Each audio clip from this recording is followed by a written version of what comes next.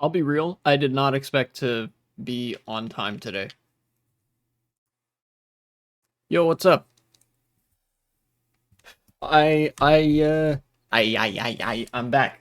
And I can actually look at Twitch this time. I can see more of what's happening with respect to my live stream, which is great. I'm not reviewing that debate anymore because I finished. And I can now kick the can to editing me so that he can worry about seeing if there's any parts of that need to be cut in any form. But either way, the video segment that I'm gonna make out of that debate review is going to be long, like really long, like Demon Mama levels of long. If you know who I'm talking about, then you know how long that is. Uh, which is cool if you like the content, but it will be a lot. So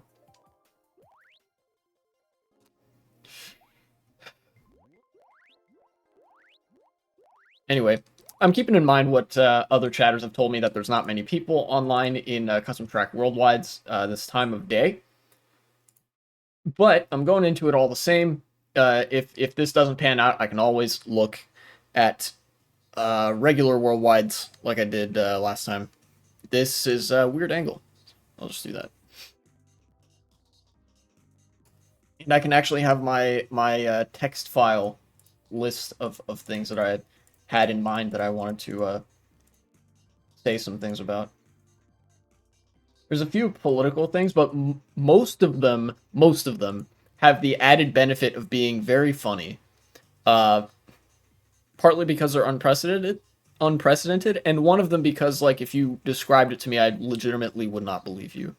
Uh, Had I not like seen and heard it happen. So wow, 3 people getting all hit by the blue shells. It looks like they might all know each other. Um, I've actually been reading more of 1984. But before I get into the other stuff, I figured I'd share a little bit. I always like to be reading something informative, something interesting. And I had never read 1984 before. It was not required reading when I was in high school, so I'm reading it now. And I've gotten pretty far into the book. Spoilers for people who have not read it. But it's really quite something, having been introduced to a lot of the concepts that were in the book beforehand, and being able to approach it almost like having read the book already, but not having read the book, if that makes sense. You know, like 1984 functions as a lot of different things, but in some form or another, I think I've interacted with most of the political themes that are present in the book, and most of the commentary that it offers as well. Um, so it's just kind of a coalition of it all in one place. And George Orwell's spin on it is very, very cool, I think. Um, and once again, a pattern continues of something that I actually find really compelling about the book. Um, is that 1984, it's this dystopian world, and there's a autocratic totalitarian dictatorship that's running everything. But the most exceptional thing about that world is how unexceptional it is, right? Like, every time they describe something that dictatorship does, there's an example in my mind that pops up, and it's like, oh, there are countries that do that presently in the real world right now, because it's not meant to be some fantasy thing, the way that frequently I'll see conservatives invoke it as. No, it's meant to be like an amalgam and extrapolation of authoritarian tendencies in the real world. Like, there's a lot of depictions of torture and, like, uh, well, what's the term? Reprogramming of people, like the CIA does. And that's just it, is that when I was reading sections that described that, I was like, oh yeah, there have been countries, America has done this in the past. There are other countries that do this now.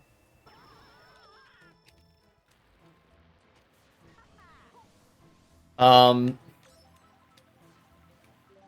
yeah, I guess I can't really say much more without spoiling it. I guess I don't have... You know what, I'm just not going to worry about spoiling it because it was written in 1949 and it's 2023. I guess it's just for myself that I'm not doing that.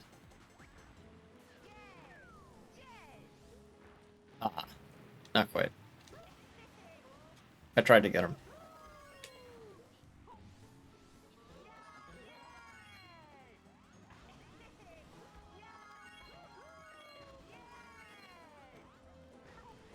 I need an item box. That was probably considerably slower. I'm dead. I misremembered where the thing was where I could cut off a little bit of ground. It's alright. It's the beginning of stream. Not going to be driving that well right off the bat. It'll improve as time goes on, I'm sure. See, like there. Yeah. Well, look, it's a 3-lap course. I got time.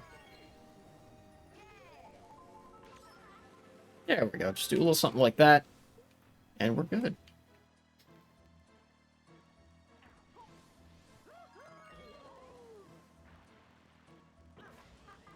I'll start using it here, I suppose. No, I did the same thing again. I forgot where the off-road started, and I forgot that there was just, like, an abyss there. I swear I'm not throwing for content. I am actually just this dumb. Alright, give me that item.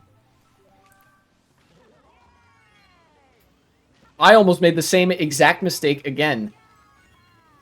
Which is, incredibly dumb. I would say unbelievably dumb, but actually it's quite believable. It's very believable, in fact. Give me that box. Yeah. Another golden mushroom. Well, knowing my record of using this in the past, I don't exactly trust this to go well, but I'll see if I can't find a spot to use it. And then I will, at some point I will, tab out and open up the text document again to see what's going on.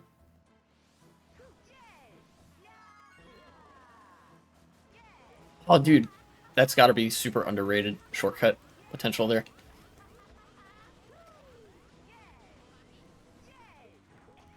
What's up, Luigi?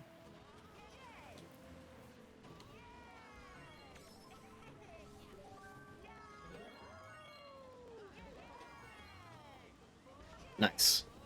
I've actually never been up here before. Okay. Well, there we go. That's where this leads.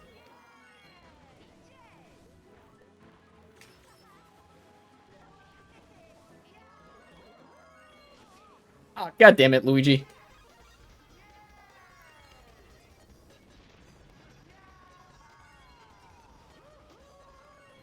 Okay. Well. First race of the day. It's all good. Let's see. What else do we have?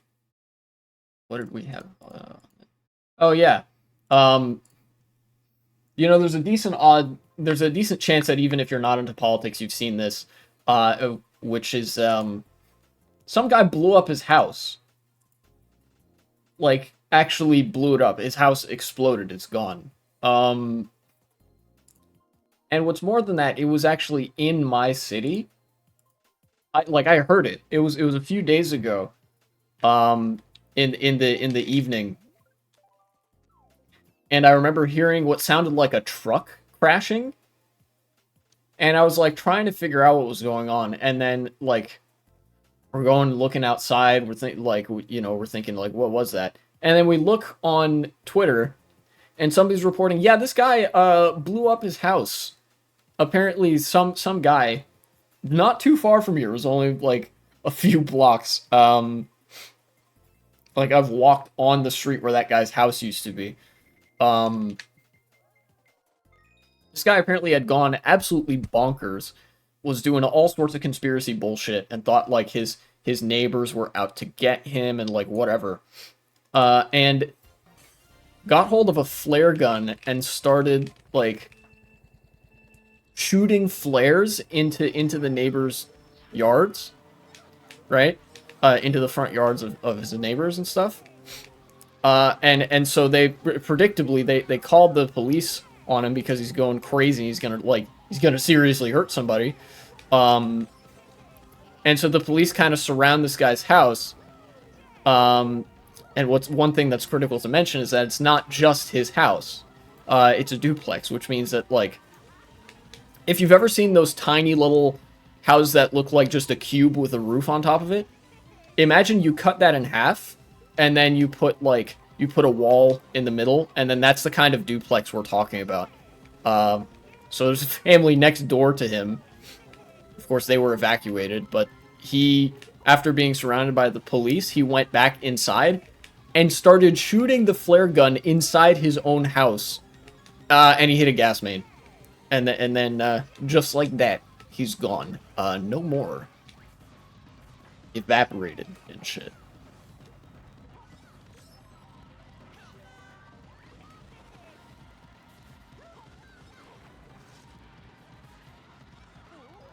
Yeah, you got me.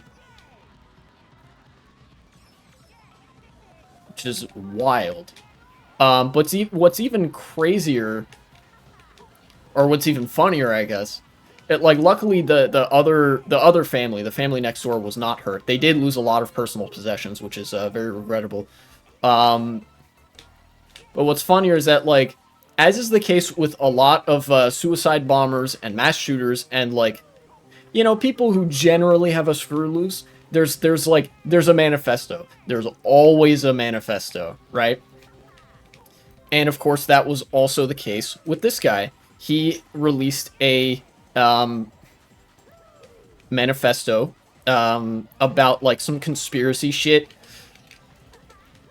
But the thing is, he posted the manifesto to LinkedIn.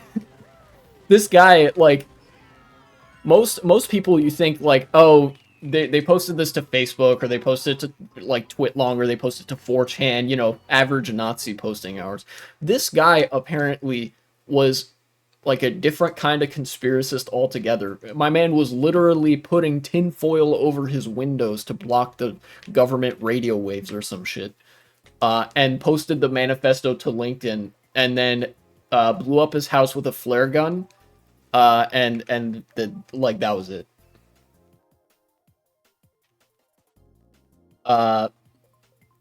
Real clown hours, I think. But the one of the things that I want to comment on about that, apart from it being very funny that this guy went crazy, he was like, my neighbors are out to get me. They're working for the government.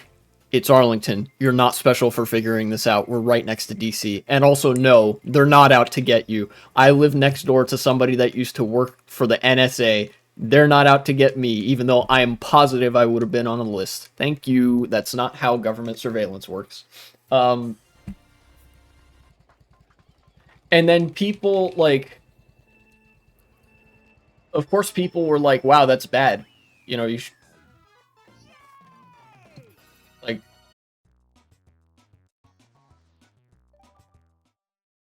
what is going on with my internet? Somebody's chewing on the wires in this house, and I don't know who it is, but they're about to get it. Not sure how much of that you guys missed, because my internet just cut out for some reason. This seems to be happening lately. Somebody will chew on the wires like 10 minutes into stream, and then my internet will die. And then 45 minutes later, they'll chew on the wires again. Fucking hell. What did I want to say? Oh yeah, it was kind of jarring seeing the reactions of people to this event happening. A lot of people, when they saw the news of this in Arlington, they were like, "Oh my god!" But it's you know, it's right next to DC. How could this happen in DC? And I was like, like, it's one thing for somebody to think something stupid. It's another thing that I didn't even realize that there were people that were dumb enough that they thought that, like, something like this couldn't happen just because we're in DC, like in the nerve center of the country or whatever. Like, yeah, people can go crazy here, just like they can go crazy in fucking rural Nebraska or wherever, you know, where there's a lot more isolation and a lot less of a average income or whatever. But like, yeah, I don't know. I don't get it. You know, it might just be that like people are still kind of stuck in the post 9/11 headspace where they're like, "Oh my god, the terrorists are going to blow up the government," as if that's a thing that topples governments. Um yeah, I don't know. Just a very it's a very zany kind of news report and almost a throwback to the days when like um this was the like whenever you heard of a terrorist attack, it was this sort of thing where it was almost more common for just somebody with a screw loose to go like try to attack or blow something up than it would be for like the far right to sort of coalesce and do an organized campaign of harassment or whatever. I don't know. There's definitely the possibility that I'm reading too far into that, but like everybody here was talking about it because we live fucking 3 or 4 blocks away from that exploded house. So you know, I guess it is what it is.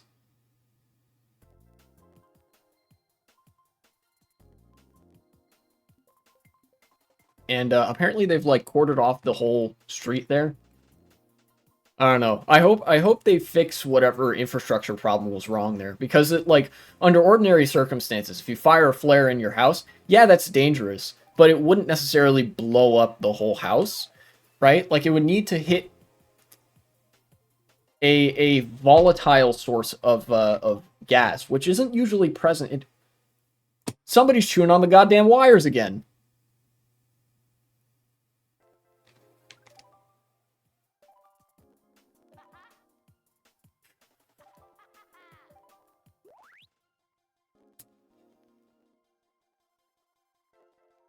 Dude, is this gonna keep happening? If this keeps happening, I almost don't think I can handle it. Uh, anyways. But yeah, if you fired a flare into your own house or inside of your own house, yeah, your house is going to catch on fire. But that I don't think that doesn't mean that there's an especially large danger of an explosion. There's probably like I think the fire department or whoever the police department was speculating like yeah, there was probably a gas leak in this guy's house. Because like as a consequence of him going crazy, he hadn't been maintaining his house. And it was an older house anyway. Like it was built in the 40s, 50s, like one of those immediate post World War II suburban development things, you know?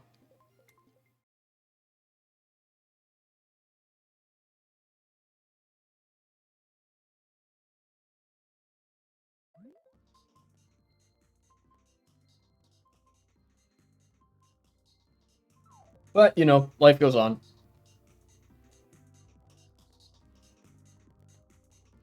Such is life, I guess. Occasionally somebody goes crazy and blows something up, and sometimes it's their own house.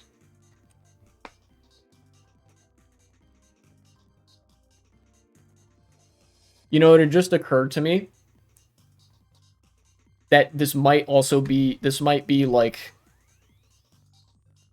these guys might be treating this as a fun room. One of these guys might be the host of this worldwide. And they might be treating this as a fun room and just kicking anybody out that isn't like the four of them.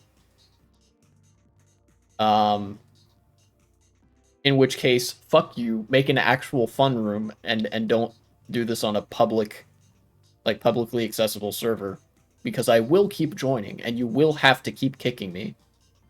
You cannot stop me. Okay, you might be able to stop me because I have content that I want to make here, and this isn't great for content, but well, you know. At least it's lap 3. I'll get to see relatively soon. Um, whether these guys are dedicated enough to the bit to kick me again. I think that might be what's been happening because I got the like chewing on the wires thing once, but last time I don't think that happened.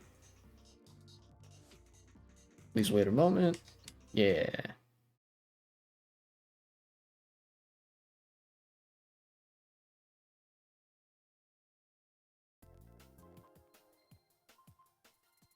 You know what? Under ordinary circumstances, I would keep joining, but I think if they kick me again, I'll just leave and go to a regular worldwide.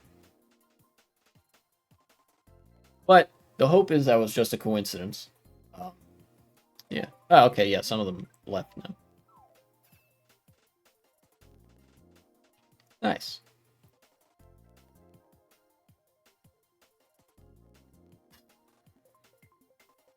One thing's for sure, though. I'm going to have to investigate the source of my internet connectivity issues, because there were a couple times where it definitely wasn't just a CTGP problem. Might have to call the guys at Verizon. I don't know. Sunset Wilds. All right, fun. Let's pull up that text doc.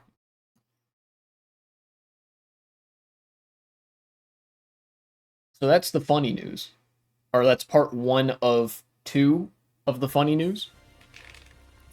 There's more, if you can believe it.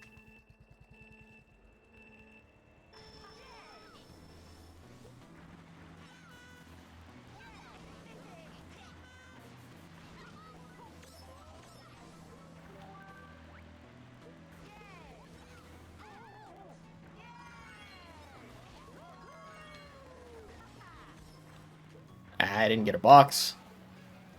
This is laggy as hell.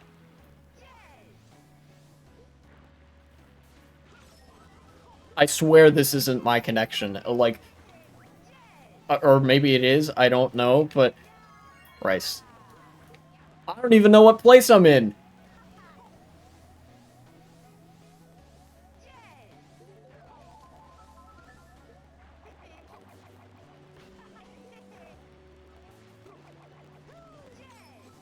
That's not... I don't know how close I am to anybody. I don't know if my items are gonna hit or if I'm like a mile off. Yeah, what the f... Okay. Here's the plan. I'm gonna try to join a regular worldwide. If that doesn't work, then I might cut the stream early. But before I do that, I do want to talk about some of the funny stuff and then some of the good stuff. It's very rare that I get to discuss good news, but there has been some good news. Funny politics. Let's go. Everybody knows about George Santos, annoying lispy queer guy. Lies like it was his fucking birthright or something. He got expelled from Congress. El Bozo, classic W for normal human beings who aren't psychopaths. But then evidently that was not all. Because Congressman Kevin McCarthy also announced that at the end of the month, he's going to resign from Congress. So, why do I say this is funny? Well, first, it confirms my theory that I've put forward a couple times, that the Republican Party is falling apart at the seams, and their days are numbered. Like, eventually, there's not going to be a Republican Party anymore. They don't have any policy. They're running low on hysteria, even. And, you know, that's a recipe for the death of a political party. But, additionally, the Republican Party in the House of Representatives only has a super slim majority. It was 222 to 213 before George Santos resigned, or was expelled from Congress. Now it's 221 to 213, right? And then if when Kevin McCarthy resigns, it will be 220 to 213, right? Now, these are very banal and potentially uninteresting details, but why do I mention this? The House has really dumb rules. One of them is that a majority has to be like, well, not dumb rules. This rule in particular might not be that dumb. The full House of Representatives is 435 people, right? 435 Congress people. So if you divide that in half, that's 217.5. So you need 218 to have a majority out of 435. And the rule says you still have to make that number even if people are out, like, are missing, if there are empty seats in Congress, or if people didn't show up. 222 and 213 adds up to 435. 220 and 213 does not add up to 435. So that gives the Republicans only like 3 votes of leeway to do literally anything. So George Santos being kicked out and Kevin McCarthy resigning might have actually fucked over the Republican Party even more, which is hilarious because it's a comedy of errors. You know how like sometimes you're jogging or you're running and you trip and you think you can save it. You know you're kind of doomed to fall, but you keep stumbling and you like lean forward and you're trying to save it, and then you just sort of like very anticlimactically fall onto your side, and it's just like, and you think to yourself, wow, that looks stupid. That's basically the song and dance that the Republican Party is going through right now. And this is that, like, they tripped and they're falling and then they try to save it, and then this is them like tripping again and then they're falling and they're trying to save it and they trip again and blah blah blah. Very funny stuff. So come on. Yeah, okay. I guess somebody's chewing on my wires. Is what's going on here. That's the funny news. I thought that was funny, at least. I'll mention one part of the good news, and then I'll just end the stream because it seems like the internet is not cooperating with me today. I'm sorry to say. I won't be able to see this through. What's the good news? So, you guys have heard that there are regional wars happening. There's Venezuela and Guyana, which is a new thing. It was me, sorry. It's all good, it's all good. That's a new thing that I haven't talked about yet, that I'll do that on a later stream. There's Russia and Ukraine, there's Israel and Palestine, and there's one that people frequently forget about or overlook. There was Armenia and Azerbaijan. And I do mean was, because, as I saw in actually the French newspaper, Armenia and Azerbaijan have announced that they're going to normalize their diplomatic relations, which means that the war is going to come to an end in that region. And I think that's great. It's initially it was a very grim situation. It seemed like nobody was really going to come to the aid of Armenia, but I think this article goes over that the governments have been negotiating prisoner swaps and releasing captured militias and militaries, and sort of formalizing the absorption and release of certain territories. And they even agreed on some terms for, like, where is the next climate summit going to be. Those are all the details that I know right now, but one of the 4 wars that is ongoing right now is coming to an end. And I think that's great, because war is pretty bad. And there were civilians dying in large numbers in the region, and now that's coming to an end. So I guess while my Wi-Fi is suffering, people in Armenia, and to a lesser extent, because Azerbaijan was the invader here, let's just say people in the Caucasian region are not going to be suffering that much for very much longer, because there will be peace in the region, hopefully. With that, I will bid you farewell. Go read about it more for yourself if you want to know about it. It's good, I think, even though these are like very small countries that don't really get a lot of play on the big stage. And I'll see if I can't resolve the internet difficulties in the meantime. But apart from that, I'll be back on Sunday. Bye bye.